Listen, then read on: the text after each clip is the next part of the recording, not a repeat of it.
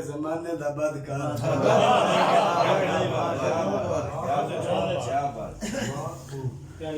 मैनू जो कुछ भी दिता ही गहने च नहीं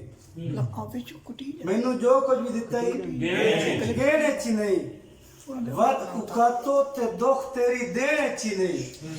तेनू लमियां सुनावन दी काई लोड़ नहीं तेरे बूहे किसे शय दी काई थोड़ नहीं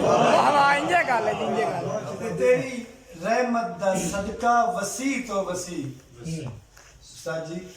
तेरी रहमत दा सदका भाई तू किरा सा वसी तो वसी तेरा सोना मोहम्मद ते सोना अली इनका कोई भी जग ते घराना नहीं जिद्दा बाबा अली जिद्दा नाना अपनी सदके अपनी रहमत दा सदका ए दर चा दिते गुमन साहब जी जी अपनी रहमत दा सदका ए दर चा दिते मैनू पंजा ते 12 दा घर चल वाह वाह वाह सुभान अल्लाह क्या बात नफरत दा वल से सिखाया ही मुराद साहब मैनू नफरत दा वल ते सिखाया ही ओना बंदियां दे विचों बनाया इनू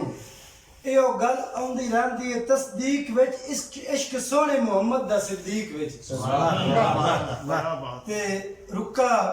जिस दे कफन विच शबीर दा ओ उमर दीवाना अली पीर दा गल हया दी विलाद बेकारी लवा क्यों ना उस्मान दा ना ज़बान ते धरा जदा चवा यारां दा मानिया डरदा नहीं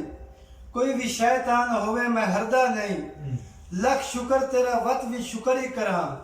तैथों डरदा रवा अपनी रहमत दा सदके ई माफी चा दे हुण गुनाह तो साजिद आवाज आ रहा